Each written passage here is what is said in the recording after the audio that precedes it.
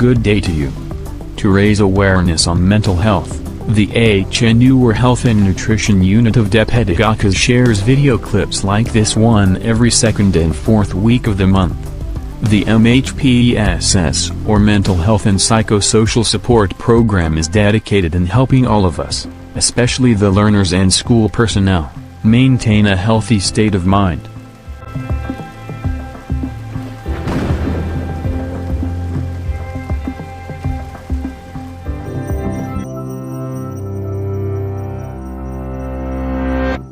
Way before the first selfie, the ancient Greeks and Romans had a myth about someone a little too obsessed with his own image. In one telling, Narcissus was a handsome guy wandering the world in search of someone to love. After rejecting a nymph named Echo, he caught a glimpse of his own reflection in a river and fell in love with it. Unable to tear himself away, Narcissus drowned. A flower marked the spot where he died, and we call that flower the Narcissus. The myth captures the basic idea of narcissism, elevated and sometimes detrimental self-involvement. But it's not just a personality type that shows up in advice columns. It's actually a set of traits classified and studied by psychologists. The psychological definition of narcissism is an inflated, grandiose self-image. To varying degrees, narcissists think they're better looking, smarter, and more important than other people, and that they deserve special treatment. Psychologists recognize two forms of narcissism as a personality trait: grandiose and vulnerable narcissism. There's also narcissistic personality disorder, a more extreme form, which we'll return to shortly. Grandiose narcissism is the most familiar kind, characterized by extroversion, dominance, and attention-seeking.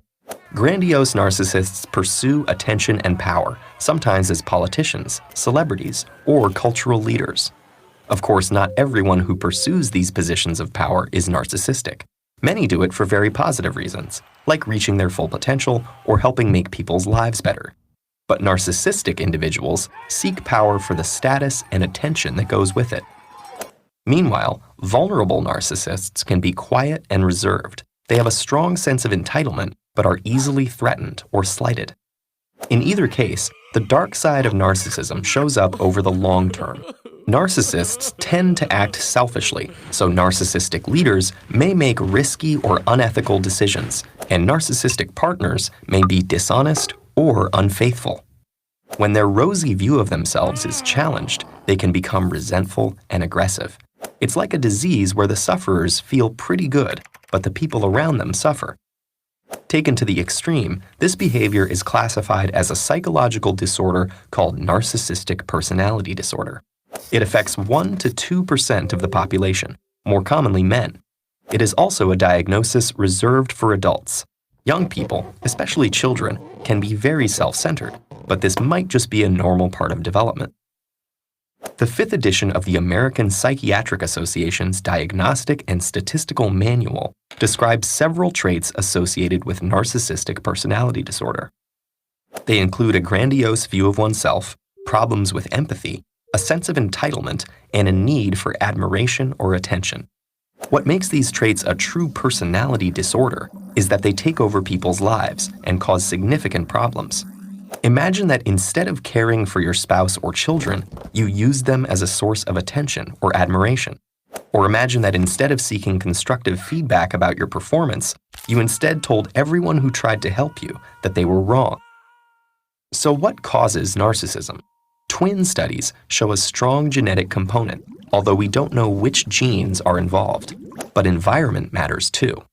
Parents who put their child on a pedestal can foster grandiose narcissism, and cold, controlling parents can contribute to vulnerable narcissism.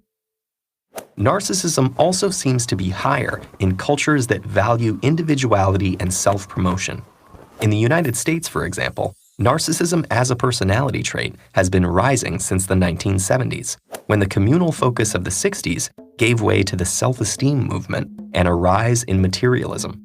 More recently, social media has multiplied the possibilities for self-promotion. Though it's worth noting that there's no clear evidence that social media causes narcissism, rather, it provides narcissists a means to seek social status and attention. So can narcissists improve on those negative traits? Yes. Anything that promotes honest reflection on their own behavior and caring for others, like psychotherapy or practicing compassion towards others, can be helpful.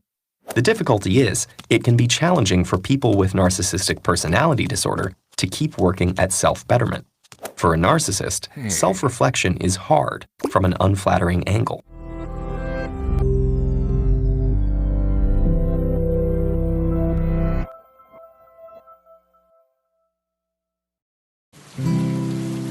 Thank you for watching.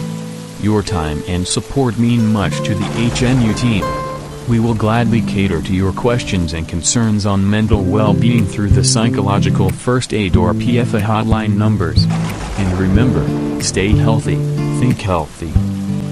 For questions and concerns, please do not hesitate to reach us by phone at 0927-497-3911, 0927-497-3920, 0950-496-7580, by FB Messenger at healthsection.dephedagoccas and by email at samalteenhotline@dephed.gov.ph. For all episodes of the MHPSS podcast series, please follow us on Spotify. For all MHPSS and other health-related video clips, please subscribe to our YouTube channel.